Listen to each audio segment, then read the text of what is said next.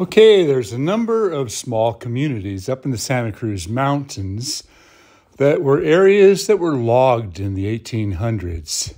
And this is Chamaquita Park. It is inundated with second growth redwoods, and here's an example of one of the old virgin, old growth redwood trees that was cut down. The stump is still here. Very, very big trees.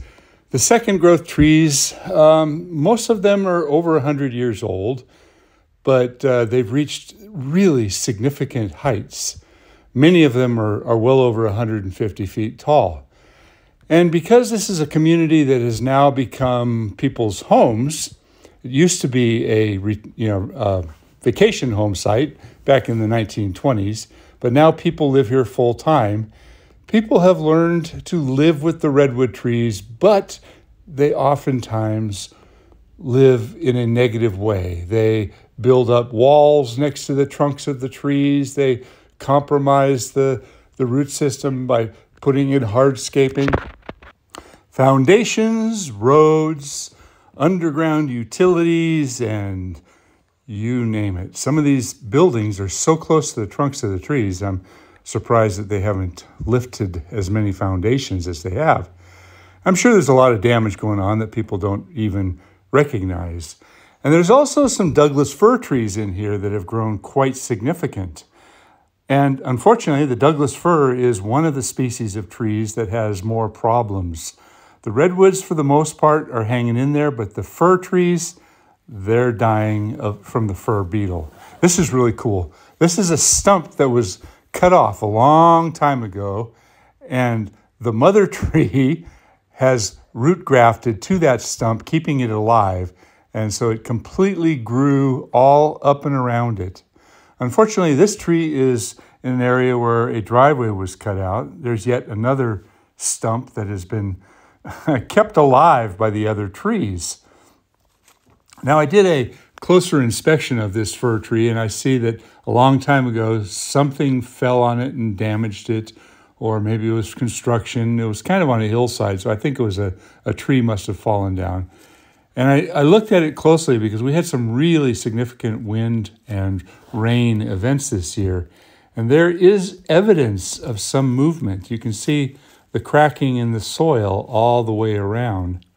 So I think I'd have to suggest that this tree might be a good candidate to get rid of. It's so big that if it fell in almost any direction, the likelihood of hitting a house is, boy, it's like a roll of the dice. It's pretty tight quarters in here. And when a tree does fall in this community, it sets off alarm bells and everybody panics. Maybe rightfully so. Here you can see somebody put a driveway around it.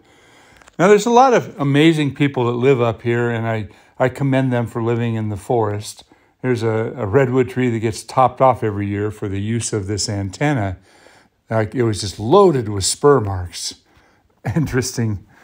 Now, we have a client that has a problem with a neighbor's property, and the neighbor has been building up a raised area. There's a foundation, not a foundation wall, but a retaining wall, but it backs right up to the trunks of these trees. And the neighbor on the other side actually built a raised area that created compaction of the root system of at least 2 or 3 of these giant redwood trees. Now, this neighbor on this side is very concerned because if any one of these trees becomes compromised due to basal crown rot from raised soil, the likelihood of the failure is going to be on their house. And they should be concerned because, the trees up here have been compromised so many times for so many years that the trees are in trouble. Here's an old redwood stump that's kept alive by the mother tree. I think it's absolutely amazing. Look at that. This tree is right next to the steps.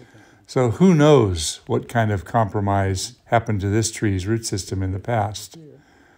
There's an area of steps that go down, and obviously somebody did some excavating and some digging and some, altering of this environment.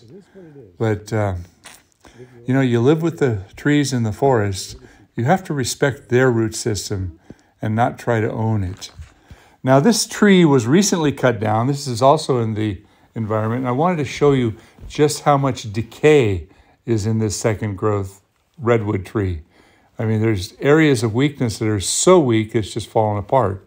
Now, maybe the tree died or started to decline, or maybe somebody recognized the weakness and took it down. But this particular tree has a road that goes all the way around it. And the roots of this tree have been compromised significantly for a long, long time. But this is not unusual in this environment. There's a lot of homes up here with driveways and roads and cutouts.